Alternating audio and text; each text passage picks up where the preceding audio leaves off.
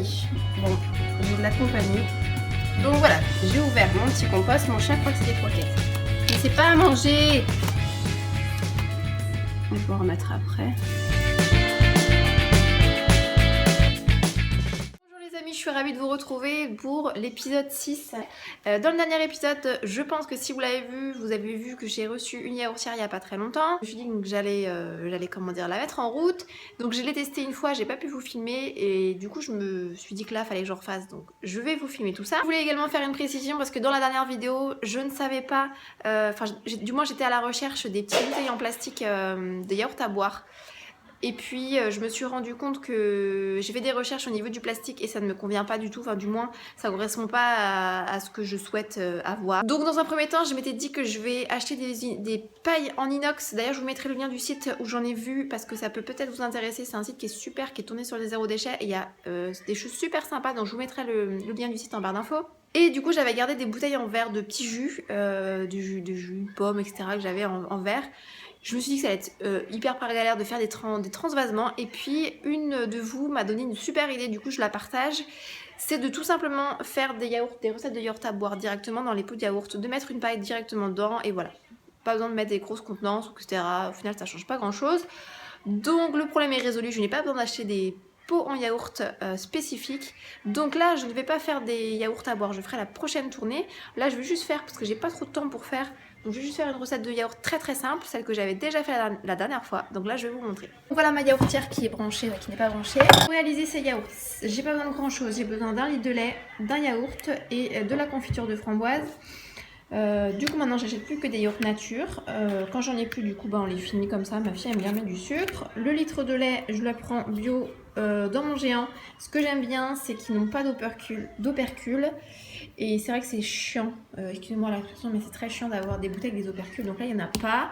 Pour l'instant, j'ai pas d'autre solution que de mettre ça. Le yaourt, bien évidemment, ça se met dans la poubelle. Donc bon, si vous avez d'autres solutions, dites-moi. Il faut peut-être que je reprenne des yaourts en verre. Mais bon, à défaut d'utiliser, de jeter, je sais pas combien de yaourts, en défaut, on en jette 1 pour 7, quoi, en gros. Parce que je fais 7 yaourts avec un yaourt. Et la confiture de framboise, c'est pour donner un petit goût sucré. Et puis voilà, là, en plus, elle est super bonne. Petit fouet pour venir fouetter le tout. Donc, je commence par venir prendre mon yaourt que je vais mettre en entier. Donc là, j'ai mélangé mon yaourt parce que ça va permettre que le mélange soit bien fluide. Ajouter mon litre de lait. Et puis, je vais venir mélanger petit à petit mon litre de lait. Alors, vous avez sûrement d'autres recettes. Hein. Celle-là, c'est une recette très très simple. Qui était très très bonne, j'ai trouvé la première fois. Je l'avais fait à la confiture de fraises. Le yaourt avec la confiture. Bon, je vais faire comme ça. Et puis, je la mélange un petit peu dans son pot avant pour éviter que ça soit trop... Si votre confiture, par contre, est trop épaisse, il faut la mélanger, la faire fondre à la casserole avant. Bon, moi, j'ai pas spécialement envie. J'ai à dire que j'ai pas trop de temps. Donc, on fait des petits ordures très très simples. Donc ce qui est bien, c'est qu'avec un litre de lait, c'est à peu près ce que vous faites, vous remplissez les 7 yaourts. Donc mes 7 yaourts sont mis dedans. Je ne mets pas de bouchon, ils vont tourner sans couvercle. Je vais venir couvrir donc ma yaourtière, la brancher, vous allez voir c'est très simple. Donc là comme vous pourrez le voir, ça clignote, donc on va appuyer sur départ. Et on va régler le temps, donc on va mettre 12 heures. La fois j'avais mis 12 heures, c'était pas mal. Voilà, et là on va appuyer sur départ. Donc voilà, ça va être parti, les petites lumières bleues, ça va s'allumer. Donc là, on est le matin, la yaourtière s'est arrêtée toute seule dans la nuit et ils sont prêts. Donc il faut faire attention que l'eau ne tombe pas dans les yaourts. Voilà comment ils sont, donc vous voyez, ils sont bien solidifiés. Donc là, je vais mettre les couvercles et je vais les remettre au frigo pendant 2 heures, 2 à 3 heures. Voilà. Donc la dernière fois, vous aviez vu ma fabrication de yaourt et du coup, je voulais vous montrer autre chose parce que j'ai reçu des petites choses. Et j'ai acheté quelques petits trucs zéro déchet. Du coup je vais vous les montrer parce que je ne vais pas vous faire un haul spécial à chaque fois que j'achète un truc, donc je me dis que ça peut être l'occasion de vous montrer ça. Alors là de la marque Plim, j'ai reçu donc des serviettes hygiéniques lavables. Je vous en parlerai dans une vidéo, je vous parlerai que de ça, donc je vais passer brièvement mais c'est pour vous montrer.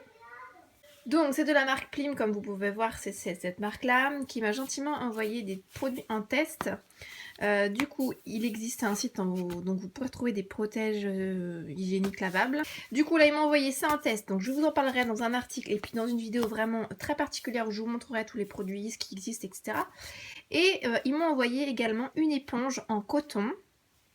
Donc ça je suis vraiment contente parce que je voulais passer à une éponge écologique ou en coton, enfin dis-moi en tissu, parce que les éponges c'est catastrophe, parce qu'on est tout le temps en train de les jeter et les changer. Donc voilà, ça on peut la garder 10 ans. Je vais tester, j'ai pas encore testé parce que je voulais vous la montrer avant comme ça, sans l'avoir utilisée. Donc il y a 2 faces, et la seule chose c'est que quand vous la nettoyez, vous la passez en machine à 90 degrés.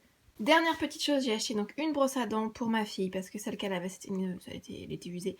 Donc j'ai opté pour une brosse à dents donc en matière recyclée et qui est recyclable, de la marque donc Bioseptile. Je ne connaissais pas, je cherchais à la base une brosse à dents en bois comme la mienne pour ma fille. Sauf que j'avais pas envie de commander sur internet, donc j'ai acheté celle-là dans ma Biocop, pas très cher, je crois 3 ou 4 euros la brosse à dents. Ce qui est bien, c'est qu'elle est vraiment petite, donc elle s'adapte facilement à une petite main. Vous verrez par rapport à ma main, elle est vraiment petite. Les poils ont l'air d'être assez souples. J'aurais préféré en bois parce que ce que je préfère en bois, c'est que c'est compostable.